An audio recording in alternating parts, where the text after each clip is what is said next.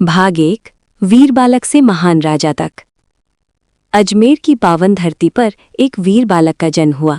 उसका नाम था पृथ्वीराज चौहान।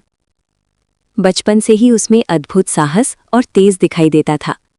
वो कम उम्र में ही घुड़सवारी और तलवारबाजी सीख गया था। धनुष बाण चलाने में वो इतना निपुण था कि लोग आश्चर्य करते थे। कहा जाता है कि वो केवल आवाज सुनकर लक्ष्य भेद सकता था। युवावस्था में उसमें अजमेर और दिल्ली का सिंहासन संभाला। प्रजा उसे न्यायप्रिय और बहादुर राजा मानती थी। उसकी वीरता की गूंज दूर दूर तक फैल गई। पड़ोसी राज्य भी उसकी शक्ति से प्रभावित थे।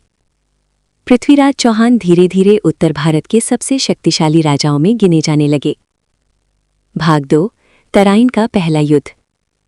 उसी समय भारत की ओर आक्रमण करने आया मोहम्मद गौरी। उसकी सेना बहुत बड़ी और संगठित थी, लेकिन पृथ्वीराज चौहान ने चुनौती स्वीकार की। तराइन के मैदान में दोनों सेनाओं का सामना हुआ। युद्ध भयंकर था। तलवारों की टकराहट से धरती कांप उठी। राजपूत सैनिकों ने अद्भुत वीरता दिखाई। पृथ्वीराज स्वयं युद्ध भूमि में डटे रहे। अंततः पहले युद्ध में गौरी को पराजय का सामना करना पड़ा। उसे बंदी बनाया गया, पर पृथ्वीराज ने उदारता दिखाते हुए उसे छोड़ दिया। यही उदारता आगे चलकर भारी पड़ी। भाग 3 दूसरा युद्ध और बंदी जीवन। कुछ समय बाद गौरी ने फिर से विशाल सेना के साथ हमला किया। इस बार उसने छल और कूटनीति का सहारा लिया। तराइन का दूसरा युद्ध पहले से भी अधिक भीषण था। विश्वासघात और रणनीति के कारण पृथ्वीराज की सेना कमजोर पड़ गई।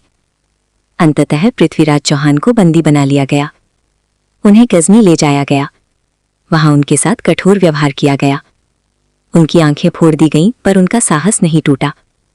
वे हर परिस्थिति में अडिग खड़े रहे। उनका आत्मविश्वास दुश्मनों के लिए भी आश्चर्य का विषय था। भाग 4 चंदबरदाई और अंतिम प्रतिशोध। पृथ्वीराज के प्रिय मित्र और कवि चंदबरदाई भी गजनी पहुंचे। उन्होंने अपने राजा की पीड़ा देखी और एक योजना बनाई। दरबार में पृथ्वीराज की शब्दभेदी विद्या की परीक्षा की अनुमति मांगी गई। सुल्तान ने उपहास करते हुए अनुमति दे दी। दरबार में ऊंचाई पर एक घंटी टांगी गई। चंदबरदाई ने कविता के माध्यम से संकेत दिया।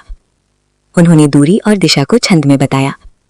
पृथ्वीराज ने ध्यान से आवाज सुनी। उन्होंने तीर कमान पर चढ़ाया और निशाना साधा। तीर सीधा सुल्तान को जा लगा। दरबार में हड़कंप मच गया। इसके बाद पृथ्वीराज और चंदबरदाई ने वीरगति प्राप्त की। उनकी मित्रता और साहस की मिसाल इतिहास में अमर हो गई। भाग 5 संयोगिता और प्रेम कथा। कन्नौज की राजकुमारी संयोगिता अत्यंत सुंदर और साहसी थी। उसने पृथ्वीराज की वीरता की कहानियां सुनी थी। धीरे धीरे वो उनसे प्रेम करने लगी। संयोगिता के पिता ने उसका स्वयंवर आयोजित किया, लेकिन पृथ्वीराज को आमंत्रित नहीं किया गया। स्वयंवर में उनकी मूर्ति को द्वारपाल के रूप में खड़ा किया गया। संयोगिता ने सबके सामने उसी मूर्ति को वरमाला पहना दी। तभी अचानक पृथ्वीराज घोड़े पर सवार होकर वहां पहुंचे। उन्होंने संयोगिता को साथ लिया और वहां से निकल गए। ये प्रेम कथा पूरे भारत में प्रसिद्ध हो गई। समापन। पृथ्वीराज चौहान केवल एक राजा नहीं, बल्कि साहस, प्रेम और स्वाभिमान के प्रतीक थे। उन्होंने जीवन के हर मोड़ पर वीरता दिखाई। उनकी कहानी आज भी बच्चों और बड़ों को प्रेरणा देती है। इतिहास में उनका नाम स्वर्ण अक्षरों में लिखा गया है। भारत सदैव उनके शौर्य को नमन करता रहेगा। तो वीडियो को लाइक करें और ऐसे ही वीरों की गाथाएं सुनने के लिए चैनल को अभी सब्सक्राइब करें। जय हिंद, जय भारत। भारत माता की जय हो।